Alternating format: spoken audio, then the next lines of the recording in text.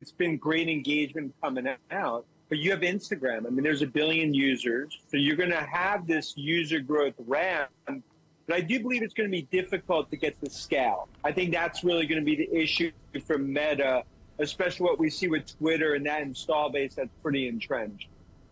What's the significance of the timing? Why now? Well, I mean, I think the timing is there's frustration among the Twitter base. You saw the restrictions put this weekend on the amount of tweets.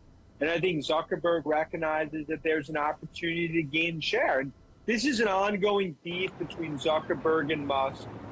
I think Musk has created some of that, I think, frustration among Twitter users. How much potential do you think this app might have? I think this is something that could probably gain 5–7% share, maybe over time, from the likes of Twitter, best case.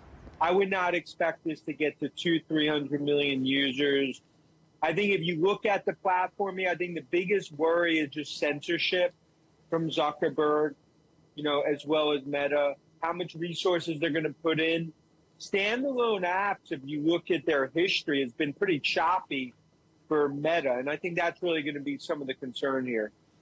I mean, it's worth saying that obviously the Twitterati get excited, and lots of journalists on days like today. I mean, some new platforms quickly go out of fashion, don't they? I mean, we all remember Clubhouse. Actually, we probably don't remember Clubhouse, which was much discussed years ago. It's nowhere now. I mean, what makes a truly successful product that stays?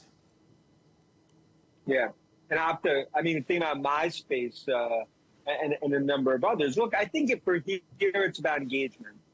You could join up, I could join up, but are you going to be engaged? You're going to stay on it?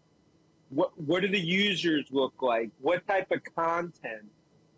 G-rated content is not necessarily why people go to Twitter.